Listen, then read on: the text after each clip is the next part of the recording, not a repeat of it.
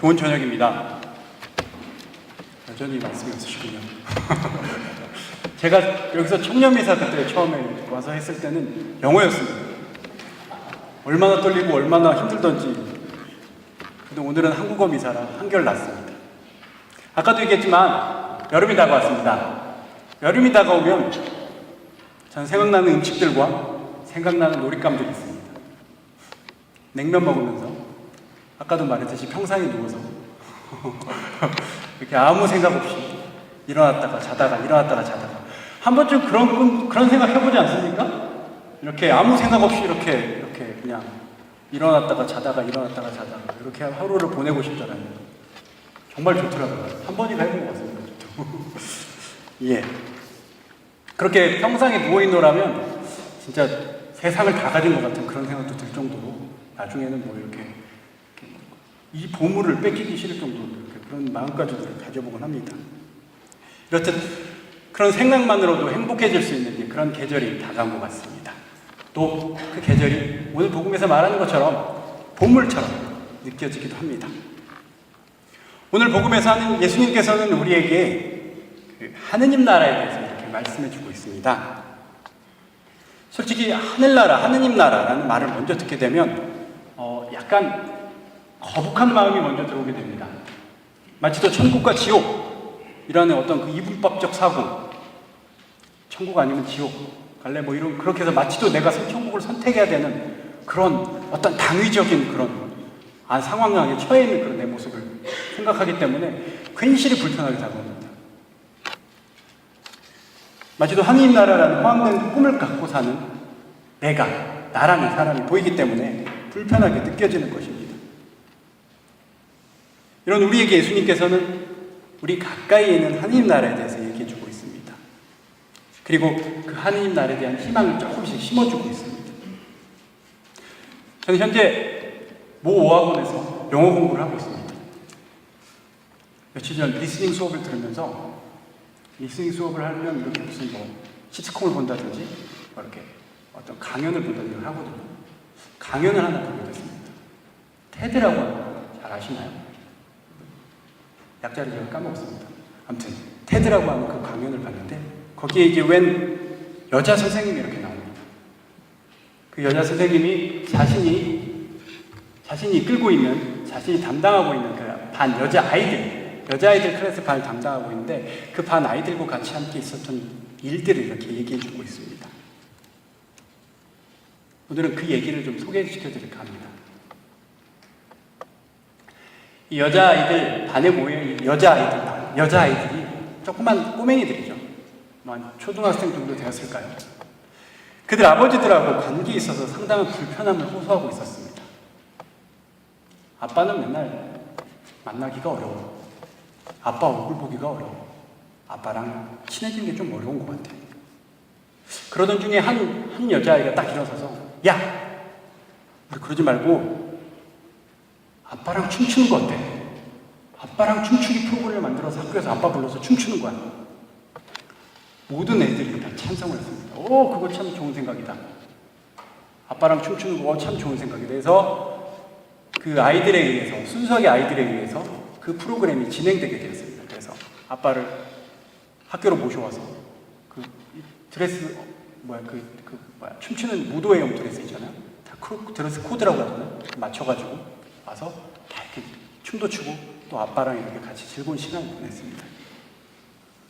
그렇게 시즌별로 이렇게 이 프로그램을 계속 이어나가려고 했는데 그 다음 시즌이 되어서 아이들이 또 이제 이 프로그램을 진행하려고 이렇게 하고 있을 때 한 아이가 우울한 얼굴을 하면서 그런 얘기를 했습니다. 나는 이번에 같이 못할 것 같아. 왜냐하면 우리 아빠가 감옥에 있기 때문이야. 갑자기 아이들 사연이 이렇게 조용해졌어요. 뭐라고 말해야 되죠? 그래서 아이들은 정말 슬픈 얼굴로 이제 모든 계획을 다 원점으로 돌려야 되고 처음부터 다시 시작해야구나 이런 생각을 하게 되었다고 합니다. 그런데 한 아이가 다시 또 얘기합니다. 야, 그러지 말고 우리 감옥에 들어가서 춤추자. 감옥에 들어가서 춤추는 건 어때? 정말 아이다운 생각인 것 같습니다. 모든 아이들이 다 손가락질합니다. 야, 우리가 무슨 죄 져야 되는데, 우리가 또 무슨, 우리 뭐 범죄를 저질러주고 또 들어가는 거 아니야. 우리가 어떻게 들어가, 감옥에? 그러고 있을 때 선생님이 그 모든 이 상황을 지켜보고 있다가 그렇게 얘기를 합니다. 야, 시도해보지 않고서 포기하지 마라. 그리고 아이들한테, 야, 우리 교도소 관장님이라고 해야 되나요? 그 관장님에게 편지를 한번 띄워보자. 그래서 아이들 모든 사인을 모아가지고 우리들 이렇게 감옥에서 이렇게 누구누구 아빠와 같이 아빠들과 딸들이 같이 모여서 이렇게 춤을 추고 싶습니다. 이렇게 편지를 보냈다고 합니다. 아주 운이 좋게 그 교도소 관장님은 그 의견을 수락해주고 그 특정한 날에 이제 모든 다른 아이들과 아버지들이 그 교도소로 초대되었습니다. 그리고 그 교도소에서 서로 이렇게 춤을 추는 이제 시간을 갖게 되었습니다.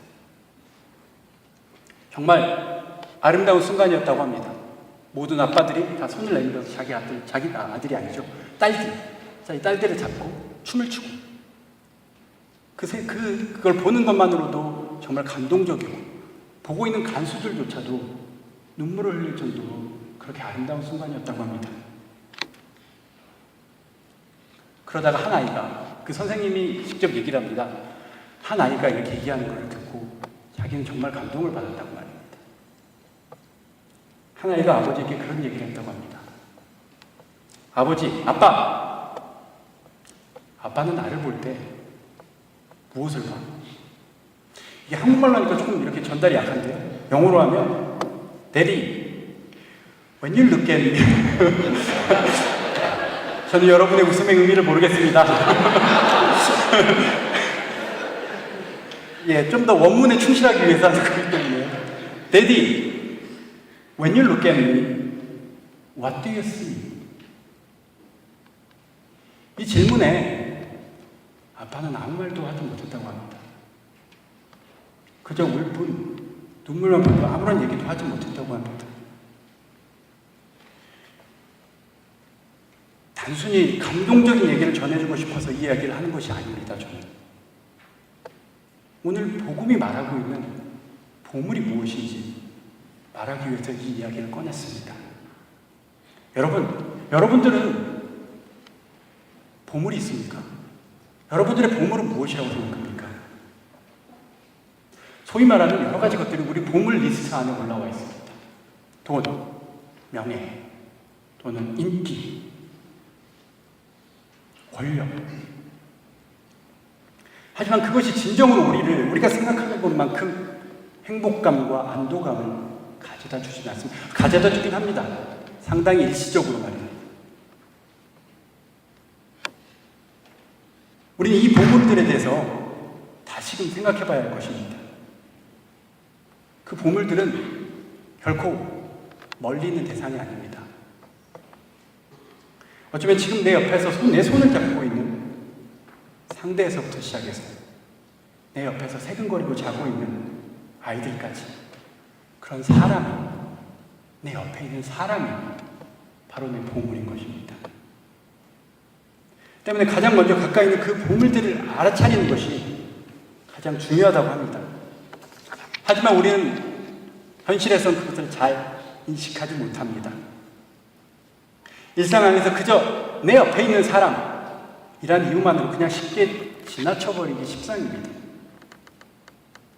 오늘 복음에서 예수님께서는 하나님 나라를 가지라는 말을 하고 있는 것이 아니라 그것이 하나님 나라가 무엇인지, 하나님 나라가 내 옆에 있음을 깨달아야 한다고 가르치고 있는 것입니다. 보물이 몇 개가 있느냐? 그래, 저기 보물이 한 5개, 6개 숨겨있다. 그게 중요한 게 아니라 보물이 어디 있느냐가 중요한 것입니다. 보물을 가지고 있느냐가 중요한 것입니다. 네가 보물을 가지고 있는 것을 알고 있느냐가 중요한 것입니다. 보물의 숫자, 보물의 질. 많이 가졌다고 해서 나 보물 많이 가졌기 때문에 부자야라고 말하는 것이 결코 아니라는 것입니다.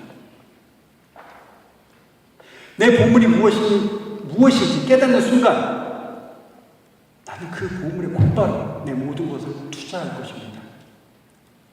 때문에 그것이 헛된 것이 아니라 진정한 보물임을 먼저 깨달아야 할 필요성이 있는 것입니다. 바로 그때 보이지 않는 하느님 나라가 볼 수 있게 되는 것입니다. 단순히 좋은 것으로만 가득 차 있고 지금의 나와 격리되어 있는 어떤 그 먼 이상적인 그런 나라가 하느님 나라가 아니라는 겁니다.